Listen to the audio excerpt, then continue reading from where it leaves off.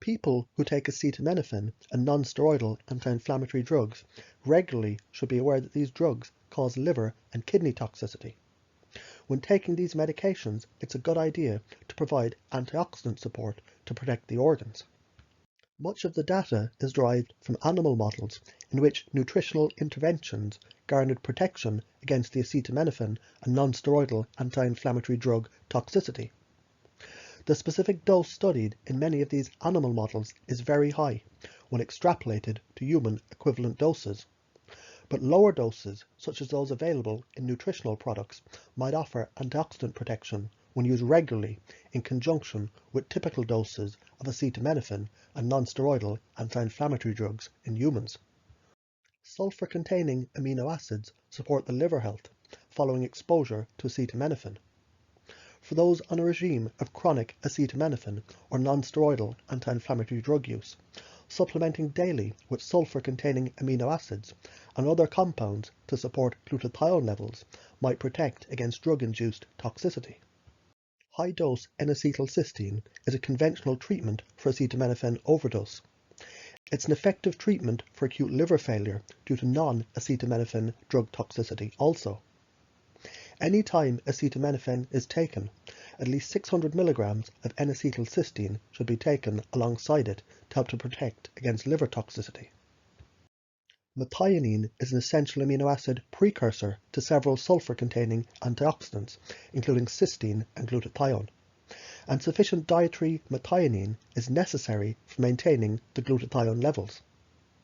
Methionine is used as an alternative conventional antidote for acetaminophen overdose, although a lack of comparative control trials makes it difficult to determine its relative efficacy to N-acetylcysteine.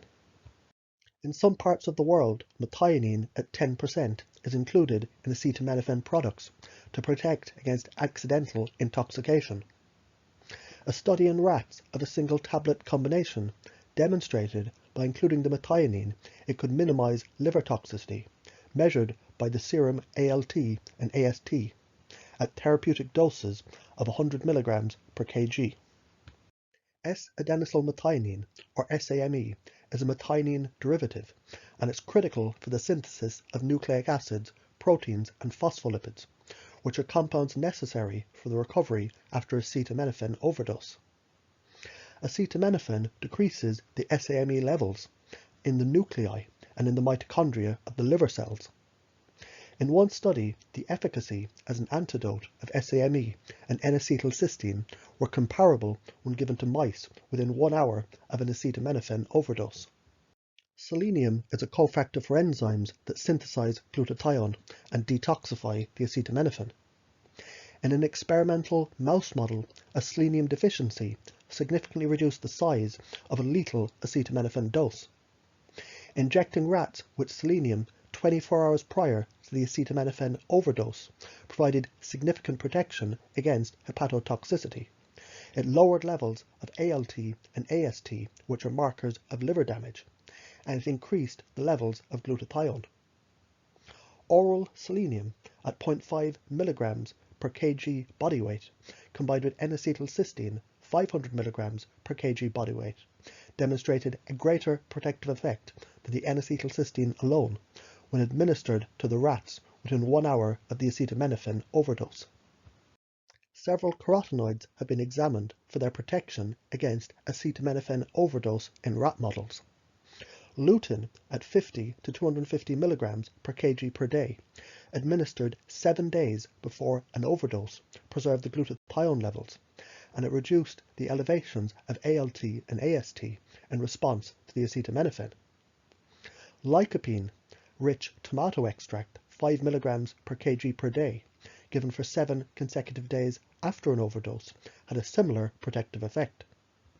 Single doses of beta-carotene, 30 mg per kg, or mesazeaxanthin at 50 to 250 mg per kg, given concurrently with a toxic acetaminophen dose, reduced the serum liver enzymes, and in the case of the mesazeaxanthin, microscopic evidence of liver tissue damage. Silmarin is a mixture of several related polyphenolic compounds that are found in milk thistle, and it promotes the detoxification by several complementary mechanisms. The antioxidant capacity of the silmarin can lower oxidative stress in the liver, thus associated with acetaminophen metabolism in rats. This has the effect of conserving cellular glutathione levels. Like N-acetylcysteine, the silmarin can protect against acetaminophen toxicity. Furthermore, an animal study suggests it might be more effective than the N-acetylcysteine for the acetaminophen toxicity if the treatment is delayed. When administered to rats within 30 minutes of an experimental acetaminophen intoxication, 200 mg per kg of curcumin prevented the microscopic appearance of kidney damage. It prevented elevations in renal lipid peroxidation, and it maintained glutathione levels comparable to the controls. Oral preconditioning of rats with 50 or 100 mg per kg per day for 7 days significantly reduced the markers of liver damage, the ALT, the AST, and the lipid peroxidation, following the experimental acetaminophen overdose. The curcumin might also increase the efficacy of N-acetylcysteine as an acetaminophen antidote, with the addition of 25 mg per kg of curcumin to 200 mg per kg of N-acetylcysteine.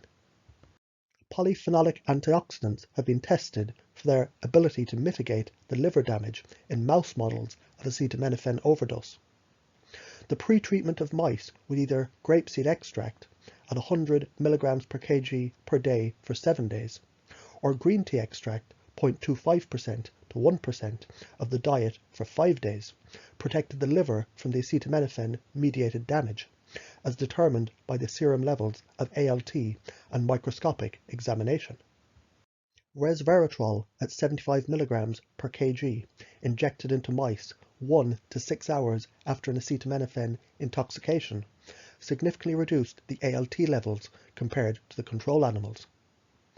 In addition, an injection of resveratrol at 30 mg per kg following the acetaminophen-induced intoxication in mice resulted in reduced markers of hepatotoxicity. Treating rats by an injection of CoQ10 either before or after an acetaminophen overdose conferred protection from liver damage. The pre-treatment with intravenous CoQ10 at 5 mg per kg reduced the serum ALT and the markers of oxidative stress, but it had no effect on the liver glutathione levels. 2 injections of CoQ10 at 10 mg per kg each, given 1 and 12 hours after an acetaminophen intoxication, significantly reduced the levels of ALT, AST, and inflammatory cytokines. It suppressed liver peroxidation, preserved glutathione, and reduced tissue death. High doses of ascorbyl palmate, equivalent to 600 mg per kg of free vitamin C, given concurrently with acetaminophen, prevented the elevation of the serum liver enzymes in mice, and it reduced the acetaminophen-mediated mortality. Free vitamin C, ascorbic acid, did not protect against the liver or the kidney damage in the mouse models. Several botanicals have been examined for protecting against the acetaminophen overdose in animal models.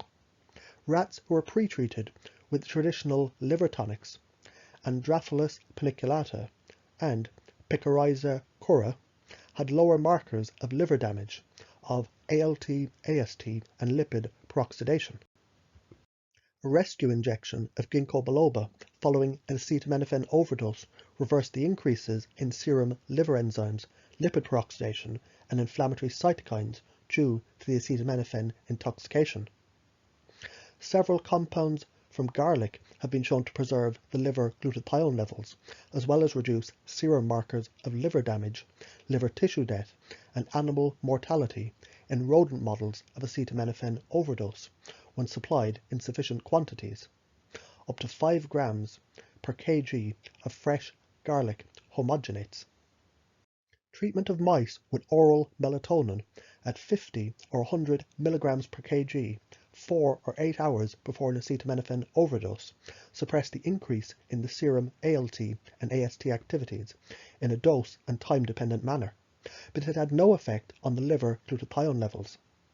When given 4 hours before an overdose, there was marked inhibition of liver necrosis. Melatonin injections at 10 mg per kg prior to the acetaminophen overdose might be more effective than a rescue dose for reducing the liver toxicity. Zinc carnosine is a gastroprotective agent, and it can reduce the non-steroidal anti-inflammatory induced gastrointestinal epithelial cell death, possibly by quenching the reactive oxygen species. Using tracer compounds to monitor the course of the preparation in animal stomachs, researchers observed the combination adhering to the stomach wall more effectively than either zinc or carnosine alone, allowing the beneficial effects of both compounds to be delivered to the site where the protection is needed. A protective effect was observed in a 2007 human trial on 10 healthy volunteers taking the zinc carnosine at 37.5 mg twice a day, and they were protected against a threefold increase in gastrointestinal permeability caused by indomethacin treatment. Licorice has been used historically in Europe as a gastroprotective ulcer healing agent. The over-the-counter ulcer treatment, carbinoxolone, is a derivative of a naturally occurring compound in licorice. A licorice decoction healed aspirin-induced ulcers in the stomach of rats. The healing effect was similar to two prescription treatments, the proton pump inhibitor omeprazole and the synthetic prostaglandin misoprostol, but was not effective prophylactically before the ulceration had occurred. In another animal study, deglycerated licorice in combination with the reflux drug cimetidine provided greater protection against aspirin-induced mucosal damage than either substance alone. Unlike whole licorice, deglycerated licorice extracts provide gastroprotective effects without the glycyrrhizin. Boswellic acids extracted from Boswellia serrata are anti-inflammatory compounds in their own right. They inhibit the activity of the pro-inflammatory enzyme 5-lipoxygenase, and they've demonstrated improvements in animal and human models of inflammatory diseases, including asthma, osteoarthritis, and Crohn's disease. Boswellic acids might also protect against non-steroidal anti-inflammatory drug-induced gastric ulceration. In one study, rats who were pre-treated with oral Boswellia extract at 250 mg per kg demonstrated significantly less aspirin or indomethacin-induced gastric ulceration, determined by the qualitative determination than the control animals. Non-steroidal anti-inflammatory drugs are known to damage the gastric mucosa and contribute to conditions like ulcers. When examining the mechanisms driving this and other non-steroidal anti-inflammatory drug-related toxicities, much of the scientific community focuses on factors closely related to COX-1 and COX-2 inhibition. However, mitochondrial dysfunction and oxidative stress appear to also be important aspects of this equation. Several studies have shown that nutrients with antioxidant capacity might be able to mitigate the non-steroidal anti-inflammatory drug toxicity. For example, melatonin, quercetin, and curcumin have been shown to ease gastric toxicity of the non-steroidal anti-inflammatory drugs by ameliorating the oxidative stress. In addition, nutrients that support mitochondrial function, like CoQ10 and PQQ, might be able to blunt some of the mitochondrial toxicity caused by the non-steroidal anti-inflammatory drugs, although the hypothesis has yet to be confirmed in clinical trials. More on the liver, or more on herbs, supplements, and natural treatment plans, check out my website.